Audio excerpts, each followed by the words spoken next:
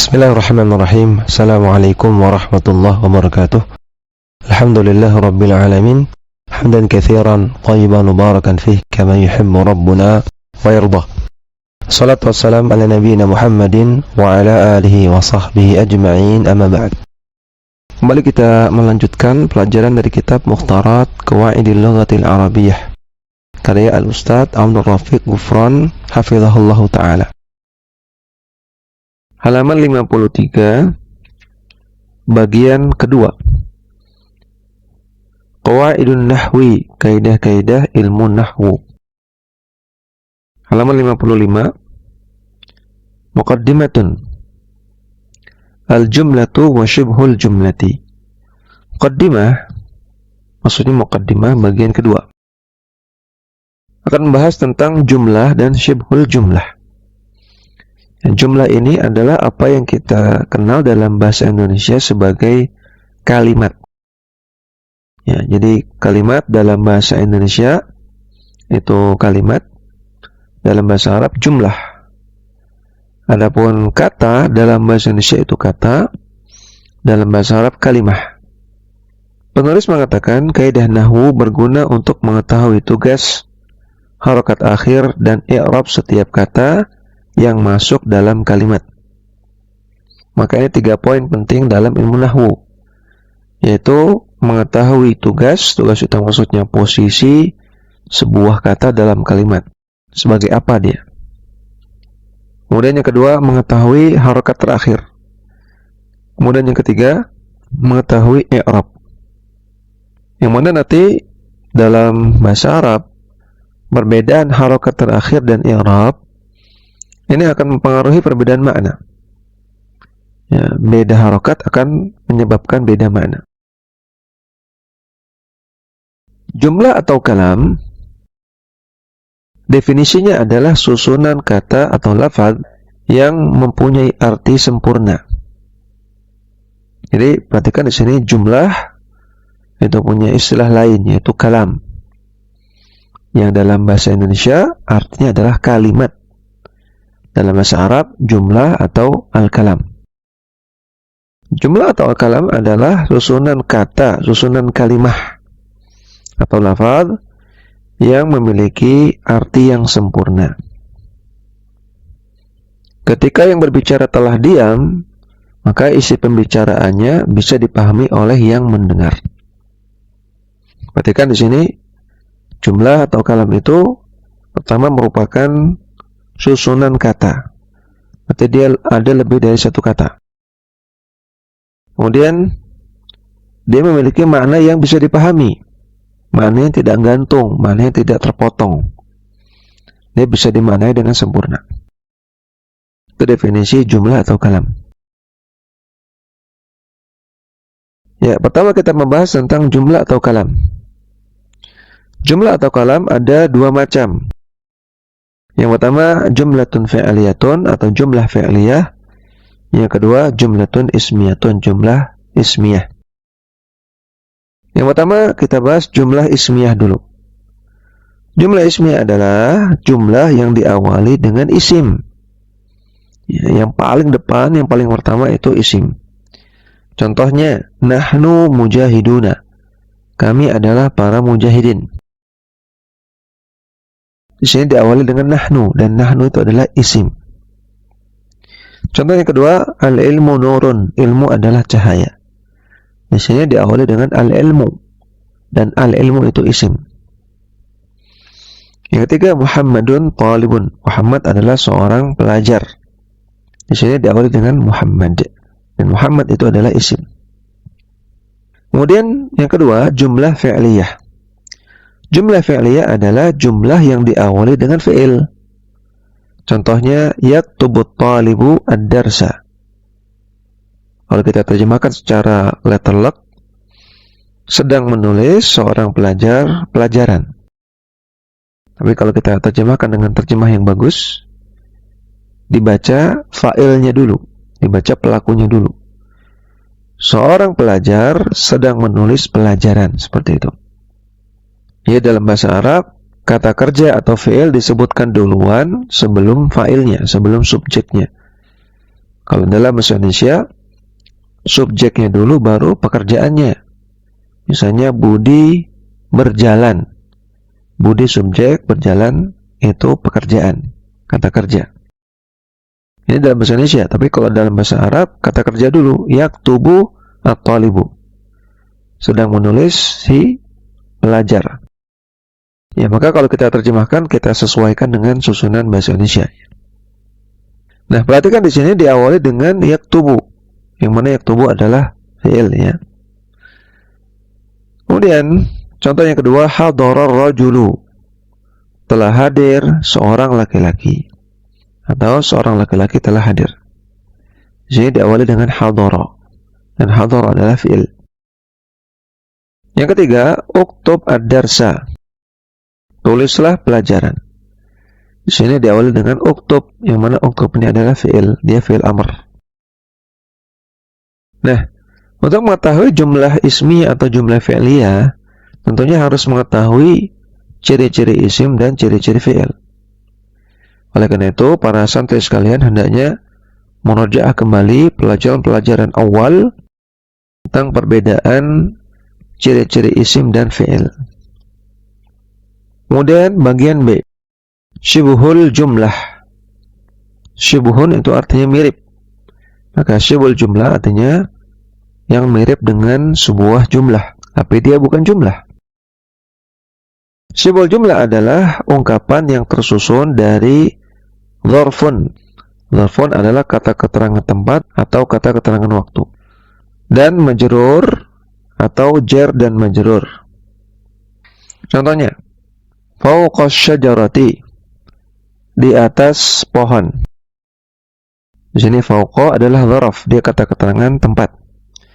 Asy-syajarah ini majrur. Kenapa dia majrur? Nah, ini nanti akan dibahas di pembahasan tentang i'rab. Jadi sabar dulu, dicerna dulu sementara. Maksudnya syajarah ini majrur. Sehingga fawqa syajarah ini termasuk syibhul jumlah, karena dia tersusun atas dzaraf dan majrur. Contoh yang kedua, qabla dhuhri, sebelum zuhur. Qabla ini dzaraf, dia keterangan waktu. Dhuhri itu majrur. Contoh yang ketiga, fil manzili, di rumah. Fi ini adalah huruf jar dan al-manzil ini majrur. Sehingga fil manzili adalah syibhul jumlah, karena dia tersusun dari jar dan majrur. Kemudian alal maktabi, ala ini adalah huruf jar, al-maktabi majrur. Sehingga alal maktabi adalah syibhul jumlah, karena dia tersusun dari jar dan majrur. Kemudian kita masuk ke al-babul awwalu, bab yang pertama. Al-i'rabu, tentang i'rab. I'rab ialah perubahan harokat pada akhir kata karena pengaruh atau karena kemasukan amil. Ingat ya, amil adalah faktor eksternal yang menyebabkan perubahan harokat terakhir. Yang mana amil di sini bisa berupa isim, fi'il, atau huruf yang menyebabkan perubahan. I'rab hanya terjadi pada isim dan fi'il saja, tidak terjadi pada huruf. I'rab hanya terjadi pada isim dan fi'il. Yang pertama kita bahas i'rab pada isim. I'rab pada isim ada 3, yaitu yang pertama rafa, atau disebut juga dengan marfu. Contohnya ja'a Muhammadun, telah datang Muhammad. Ya, maka isim Muhammad di sini dia i'rabnya rafa atau marfu. Yang kedua nasab atau mansub. Contohnya ra'aitu Muhammadan. Isim Muhammadan di sini ya harakatnya fathah, i'rabnya nasab atau mansub. Yang ketiga jar. Ya, dalam bahasa Arabnya al-jarru. Contohnya marartu bi Muhammadin, saya lewat bersama dengan Muhammad. Muhammadin di sini i'rabnya jar atau majrur. Nah, ini 3 macam i'rab dalam isim. Jadi kalau ditanya isim ini i'rabnya apa? Maka jawabannya tidak lepas dari 3 ini. Mungkin dia marfu, mungkin dia mansub, mungkin dia majrur. Kemudian i'rab pada fi'il. I'rab pada fi'il juga ada 3. Yaitu yang pertama adalah rafa atau marfu. Contohnya yajlisu Muhammadun. Muhammad sedang duduk.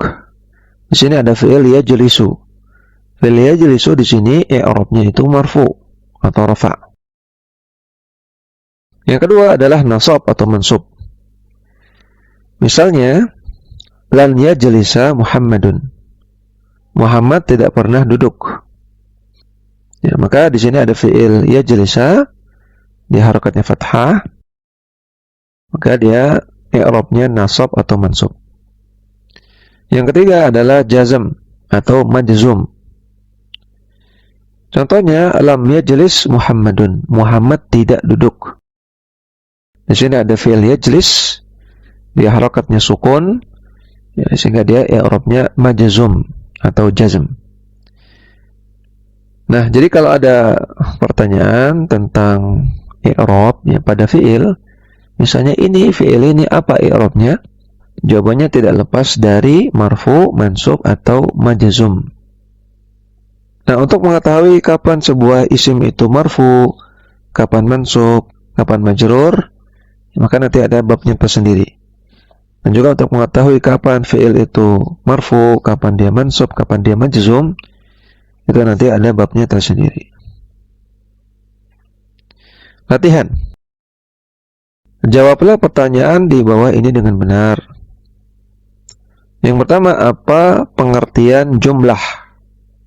Jumlah adalah susunan kata atau lafaz yang mempunyai arti yang sempurna. Ya, sampai situ sudah cukup sebetulnya. Kemudian yang kedua, i'rab apa yang tidak bisa masuk pada isim? Jawabannya adalah majzum. Karena majzum hanya ada pada fi'il. Dan i'rab apakah yang tidak bisa masuk pada fi'il? Jawabannya adalah majrur. Majrur itu hanya ada pada isim. Yang ketiga, bedakan kalimat berikut ini. Mana yang termasuk jumlah dan yang tidak? Lalu sebutkan sebabnya. Yang pertama, ats-tsaubu nadhifun. Baju itu bersih. Ini adalah jumlah. Karena dia merupakan susunan kata-kata yang sempurna maknanya. Baju itu bersih, sudah sempurna maknanya. Dan ini adalah jumlah ismiyah. Yang kedua, laisa Muhammadun. Muhammad bukanlah. Ini bukan jumlah, karena maknanya belum sempurna. Muhammad bukanlah. Bukanlah apa? Yang ketiga, nurun. Nurun ini bukan jumlah, karena dia juga belum sempurna maknanya. Ya, nurun artinya cahaya. Ya, cahaya kenapa? Ada apa dengan cahaya? Ini belum jelas maksudnya. Dan nurun ini bukan jumlah, tapi dia sebuah isim. Dia sebuah kalimah, sebuah kata. Kemudian yang keempat, ja'a Aliyun, telah datang Ali. Ini adalah jumlah, ya, karena maknanya sudah sempurna. Ali telah datang.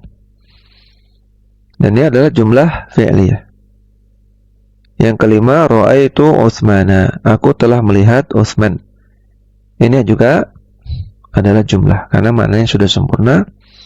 Dan ini adalah jumlah fi'liyah. Nah, untuk soal nomor 4 dan nomor 5, silakan para santri kerjakan sendiri.